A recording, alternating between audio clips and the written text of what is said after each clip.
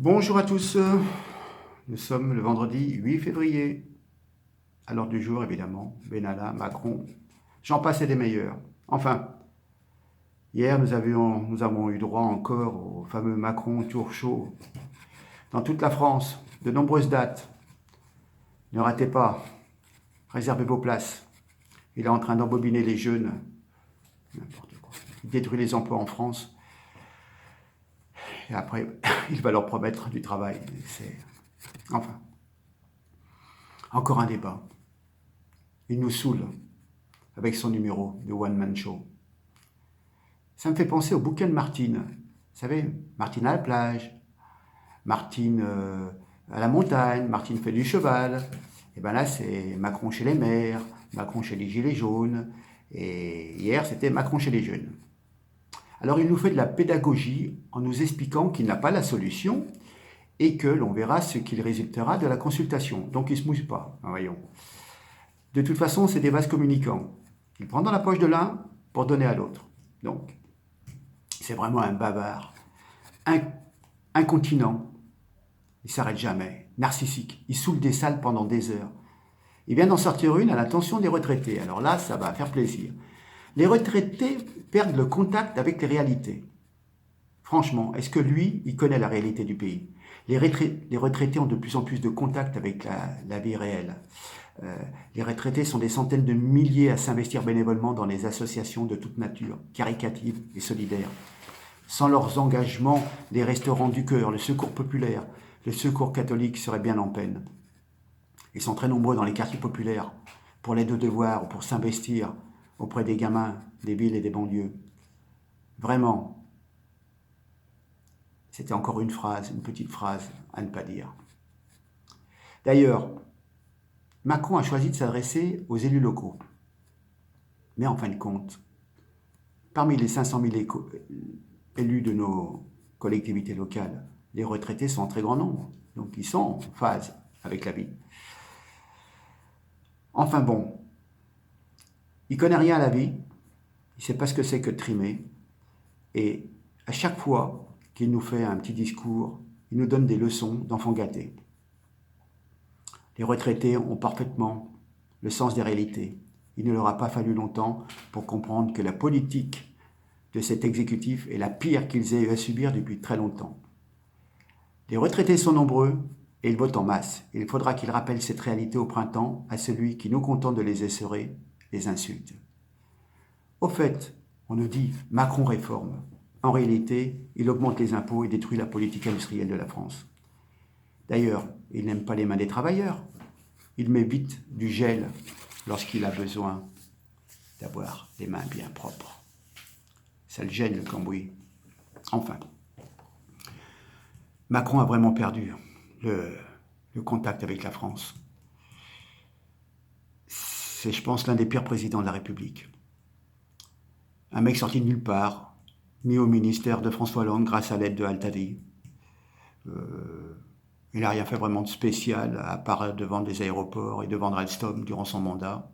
On le retrouve en campagne pour la présidence, et puis, ma foi, par une magouille quelconque, avec beaucoup de financement de certains milliardaires mondialistes, et ben, on le voit partout, et il passe. Depuis que nous découvrons son nouveau monde, M. Emmanuel Macron, on réalise finalement que l'ancien était bien plus gai. Il nous a sorti les pires fossiles qu'il place comme ministre. La laideur, la mafia, les voyous, des millionnaires font partie de son équipe de bras cassés. Ces ministres ont toute une batterie de gamelles au cul. Mais lui, prétentieux, arrogant, psychopathe, francophobe, il passe sa vie à insulter les Français, les retraités, ridiculiser la France en s'affichant avec des voyous. Il a fait de l'Élysée un boxon. Rappelez-vous la fête de la musique. Dans ses déplacements, il pourrit les Français.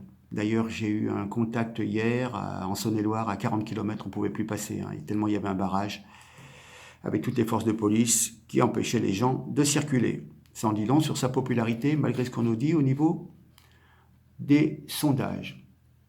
Alors, un truc fantastique. Il est quand même au pire,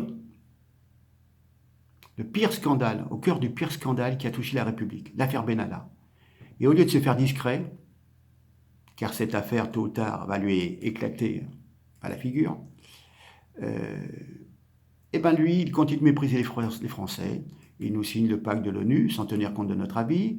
Il va signer le pacte d'Aix-la-Chapelle en donnant une partie de la France aux Allemands, enfin bon, en donnant énormément d'avantages aux Allemands sans réciprocité. Il s'occupe de faire libérer les djihadistes qui vont être en fin de peine. On va en faire rentrer d'autres qui vont aller former dans nos prisons les petits jeunes des cités qui n'ont d'autre Dieu que ces héros du martyre. Bref, ça continue. Alors effectivement, aller sortir, les retraités ne sont pas des gens qui sont en contact avec la réalité. Je passe sur les alcoolos, ceux qui ne sont rien, les illettrés. Je confirme, Macron est une personne qui a perdu le contact avec la réalité. D'ailleurs, au lieu d'écouter les Français, de traiter les problèmes, ma foi, il nous fait tirer dessus, il les blesse, il les défigure, il les éborgne. Jamais la France a connu une telle période de régression à cause d'un petit banquier mis au pouvoir grâce à la magouille de l'oligarchie. Donc, Mediapart, et là, franchement, on fait diversion. Un procureur, nommé par Macron, envoie la police perquisitionner Mediapart pour atteinte à l'intimité de la vie privée de M. Benalla. Mais, en fin de compte, celui-ci n'a pas porté plainte. Matignon aurait envoyé des éléments au parquet. Le même parquet envoie procureur et policiers chez Mediapart. La justice devait être indépendante et en fin de compte, elle agit au désir, elle précède les désirs de Matignon, certainement pour trouver s'il y a d'autres dossiers compromettants et éventuellement tarir la source pour éviter que l'horreur de la réalité apparaisse au grand public. Il faut quand même rappeler qu'il n'y a aucune plainte auprès du procureur. Donc, il faut déjà le faire. Ça, c'est la preuve d'une grande démocratie. Mais réfléchissons. Le fait que Benalla et son collègue, son copain, Vincent Crasse, puissent avoir échangé par téléphone, alors qu'ils n'avaient pas le droit de communiquer entre eux suite à l'enquête. Ils ont échangé des informations pour faire disparaître des preuves. Ils ont parlé de se rendre au siège de En Marche pour faire disparaître des dossiers. Eh bien ça, personne ne s'étonne de ça. Et encore mieux, ils sont en contact avec un oligarque russe. Eh bien ça non plus, ça n'ébranle personne. Et on continue à vous parler de l'atteinte à la vie privée. Franchement, bien. Donc, il y a quand même, et on s'aperçoit que toutes les personnes qui gravitent autour de Macron, il y a une culture d'impunité. Il y a des aventuriers qui sont autour dans son entourage. Comment dire, un proche de Macron, Alexandre Benalla,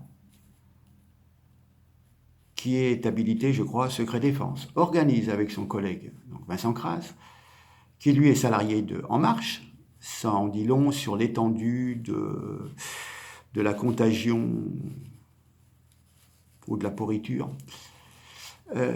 Ces deux messieurs organisent un contrat de protection d'un oligarque russe qui serait proche de Poutine, mais qui est en même temps aussi proche un peu de la mafia russe.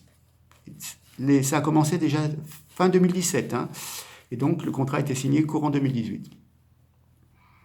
Ça donne vraiment l'impression que ce contrat s'est fait parce qu'ils sont dans l'entourage d'Emmanuel Macron. Et c'est bizarre parce que Emmanuel Macron nous demande beaucoup d'indulgence envers M. Benalla, et par contre il est inflexible avec tous les gilets jaunes qui manifestent et qui sont matraqués et emprisonnés parfois pendant 2-3 mois pour avoir simplement manifesté et s'être rebellé contre la force publique. Alors pour info, on a appris hier soir que le chef de la sécurité du Premier ministre, qui avait été entendu dans le cadre de cette enquête, a démissionné hier. Son compagnon, lui, avait été suspendu la veille. Tiens, les dominos commencent à s'écrouler. Il y a peut-être des choses qui vont sortir. À voir.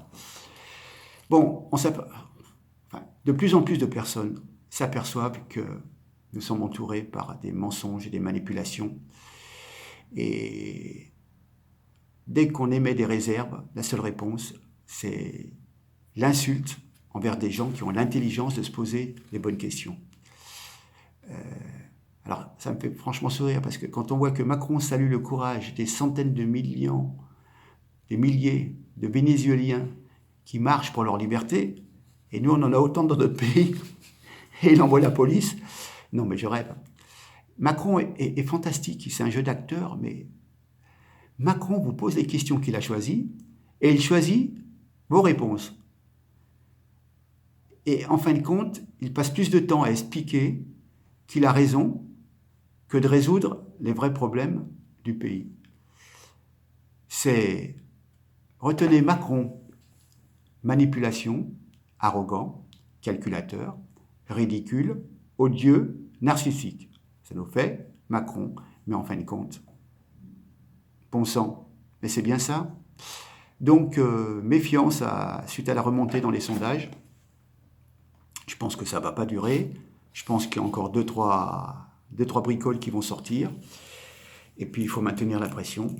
Et puis, nous allons voir ce qui va se passer. Courage, encore quelques semaines, et peut-être qu'on aura une bonne surprise. Sur ce, je vous souhaite une bonne journée. N'oubliez pas de liker, de partager, pour aider au lancement de ma petite chaîne qui se veut conviviale et d'information.